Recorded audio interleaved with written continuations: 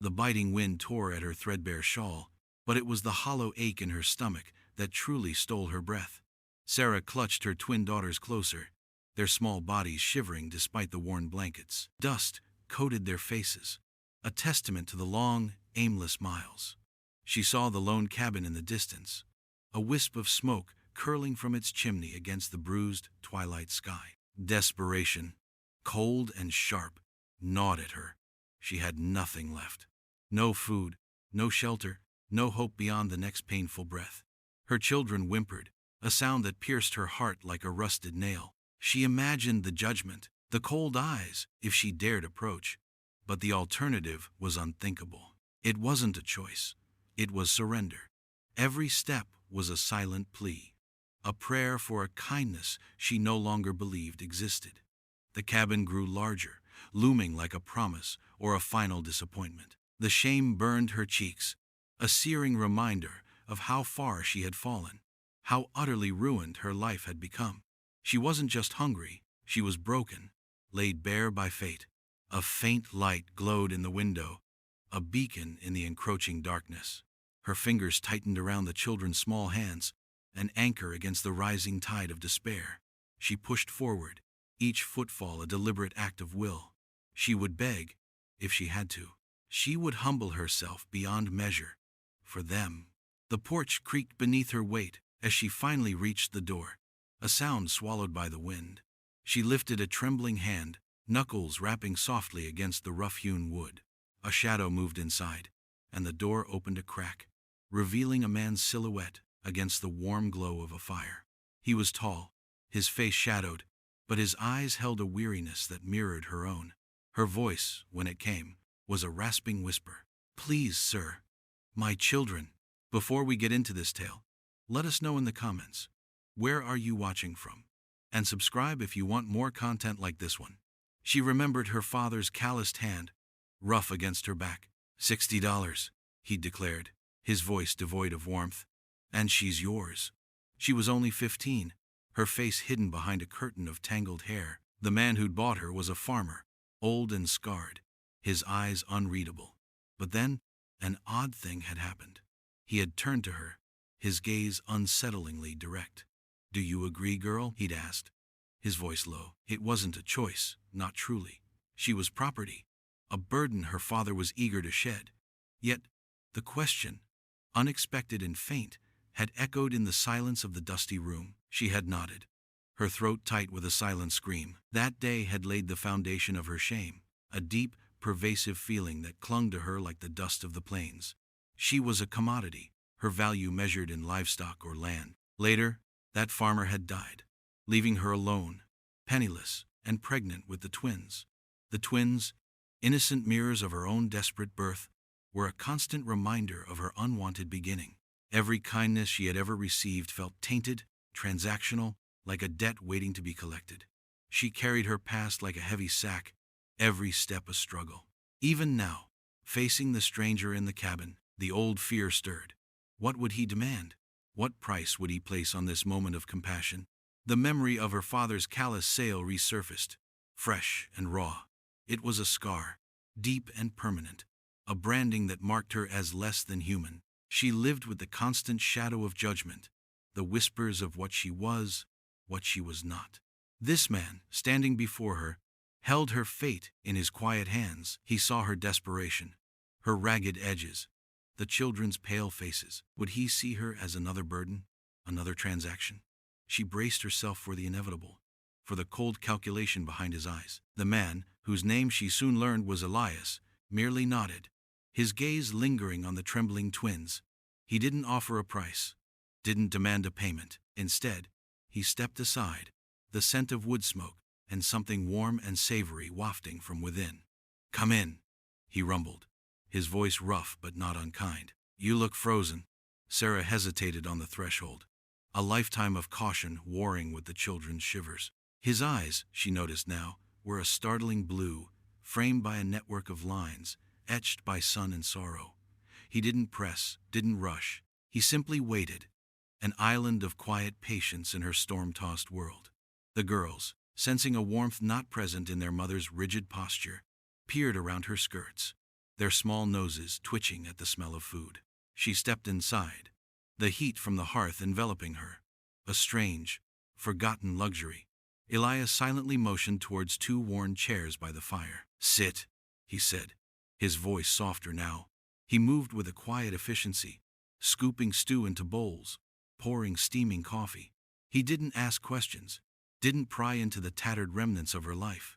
He simply fed them. The warmth of the food, the crackle of the fire, the simple presence of a man who didn't demand anything, began to chip away at her defenses. The twins, initially wary, were soon gobbling down the stew, their grimy faces smeared with broth. Elias watched them, a faint, almost imperceptible smile touching his lips. She saw the deep grooves on his face, the lines around his eyes.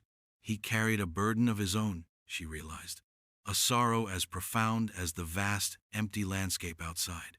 Perhaps, she thought, this kindness wasn't a transaction. Perhaps it was merely an offering. She didn't know how to accept it. Days bled into a tentative rhythm. Sarah, used to the stark necessity of movement, found stillness unsettling. Elias went about his chores, tending his small patch of land, mending fences, never intruding, never demanding. He spoke little, but his presence was a constant, quiet assurance. The twins, Luna and Alara, were the first to bridge the chasm of silence. They followed him like small shadows, fascinated by his rough hands as he carved wooden animals or fixed a broken wagon wheel. He would tell them simple stories, his voice surprisingly gentle, about the coyotes and the stars, about the old river that ran through the valley. Slowly, hesitantly, Sarah began to speak too, not about her past, not yet, but about the simple needs of the day, the fading light, the promise of rain. Elias would listen, his gaze steady, never judgmental.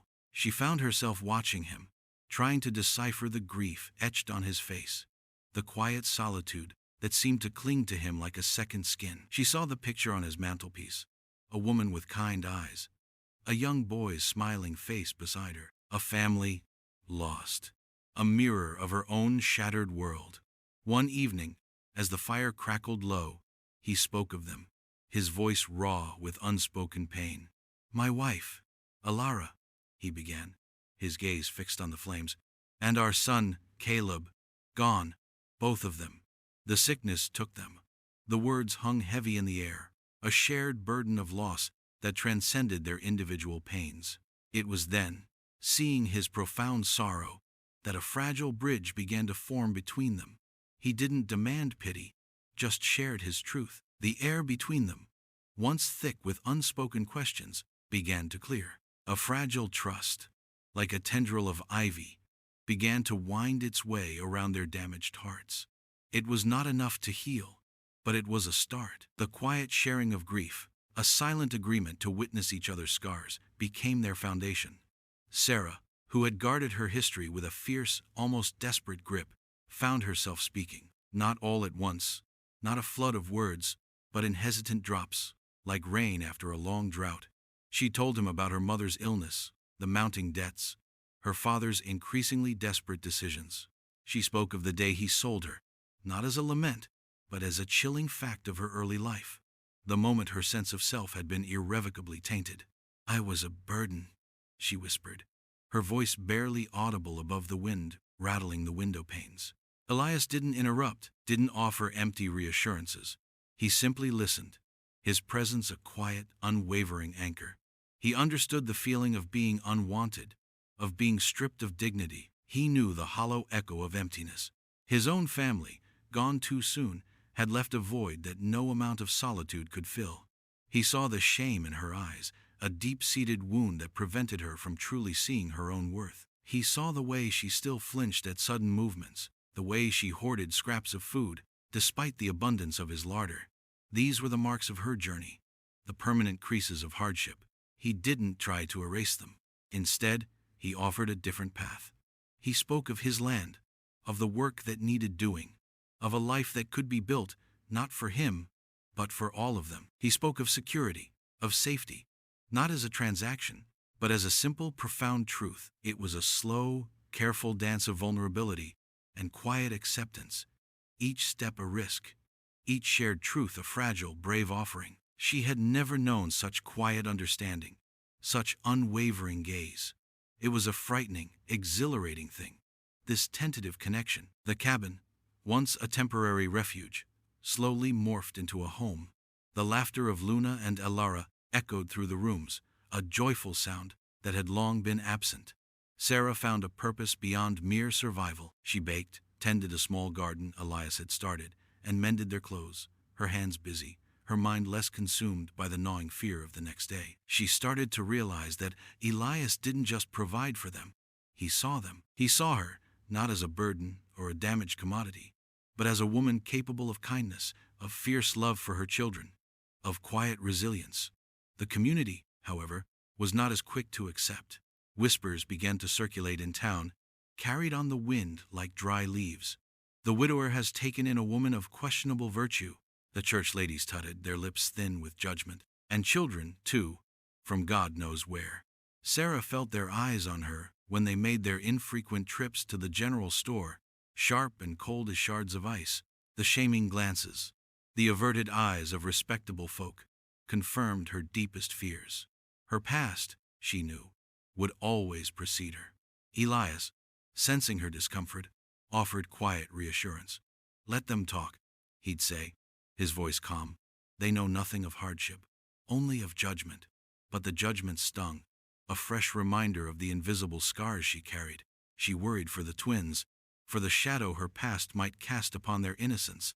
Would they too be branded by her choices, by the circumstances that were never truly hers? The threat of public shaming loomed, a storm gathering on the horizon, threatening to shatter the fragile peace they had built. She had found a sense of belonging, a quiet safety, but the world outside was harsh, unforgiving. The storm broke not with wind and rain, but with the cold, hard knock of the sheriff's fist on their cabin door.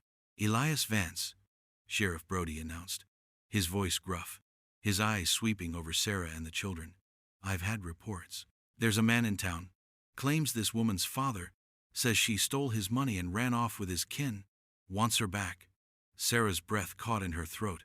Her father, the very mention of him brought a bitter taste to her mouth, the old shame rising like bile.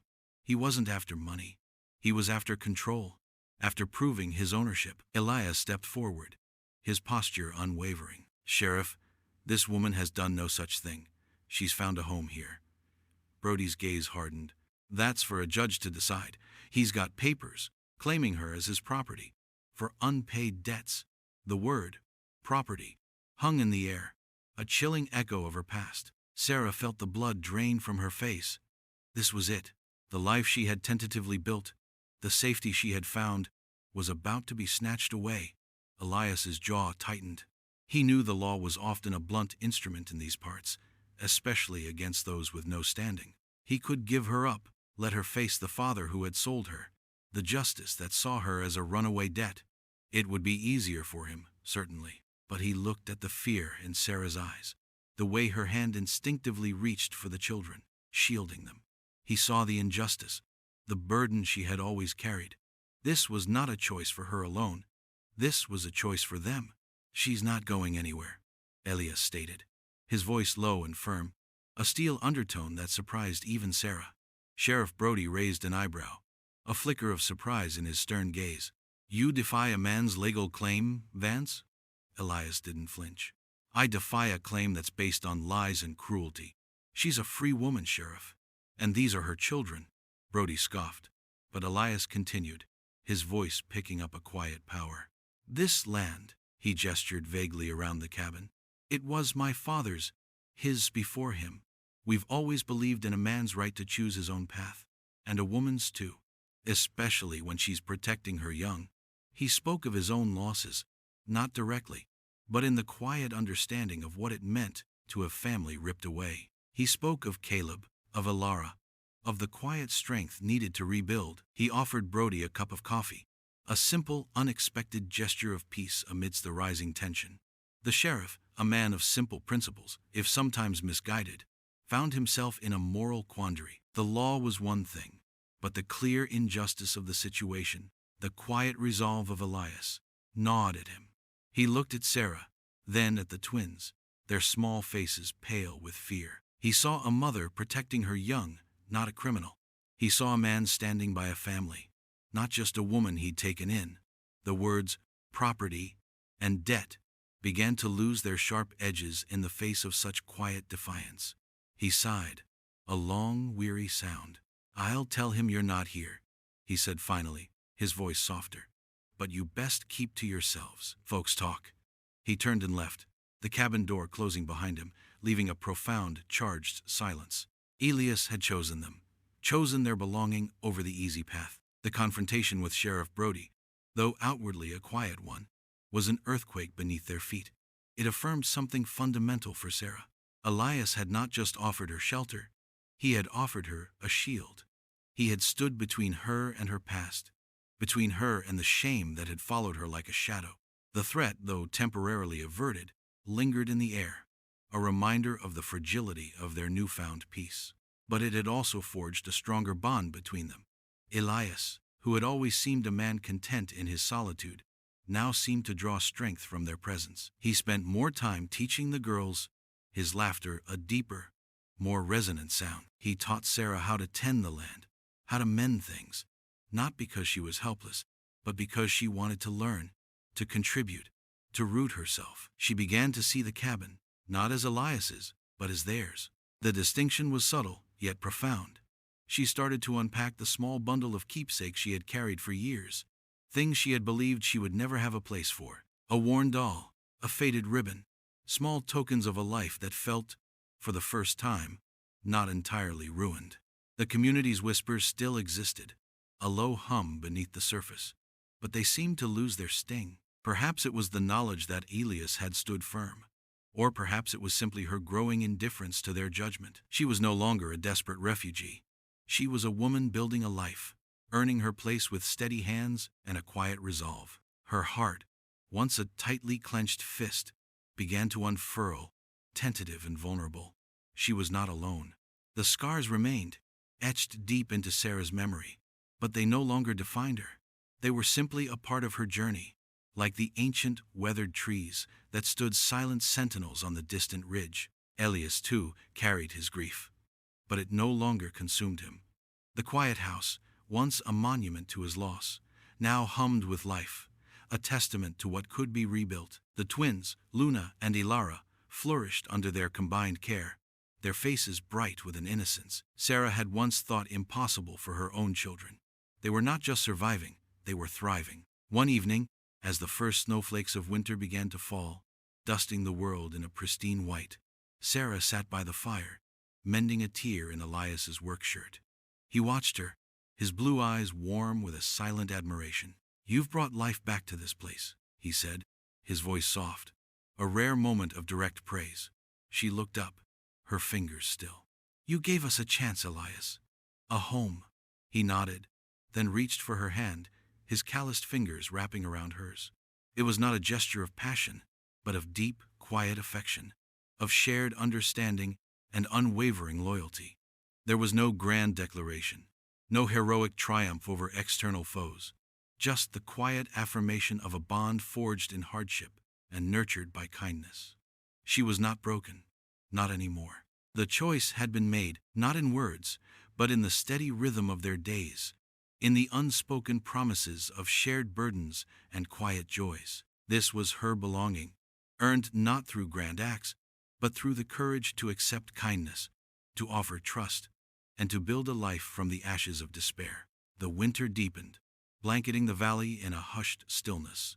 Life in the cabin settled into a rhythm as steady and comforting as the heartbeat of the land itself. The world outside, with its judgments and its harsh realities, faded into a distant hum. Inside, a quiet peace had taken root. Sarah found solace in the simple tasks, baking bread that filled the cabin with a yeasty warmth, teaching the twins their letters by the firelight, mending and making. Her hands, once clenched in desperation, now moved with purpose and a growing sense of gratitude. Elias, often silent, communicated volumes through his actions, the way he would leave a specially carved wooden bird on Luna's pillow, or ensure Alara's favorite blanket was always warm by the hearth. He still carried the weight of his past, the phantom ache of loss, but now, It was a shadow that mingled with the light, rather than consuming it. The children, free from the constant fear of hunger or abandonment, blossomed. They chased rabbits in the snow, their laughter echoing through the pines, a sound that healed old wounds for both Elias and Sarah. There was no grand resolution, no sudden, miraculous end to their struggles. Life remained hard, the land unforgiving, but they faced it together. The scars on their hearts remained, tender in places, but now surrounded by new, strong tissue. They had chosen each other, not out of passion, but out of a profound, quiet understanding of shared burdens and earned safety. This was not a story of being rescued by a hero, but of finding the courage to stay, to build, to trust in the quiet power of human connection.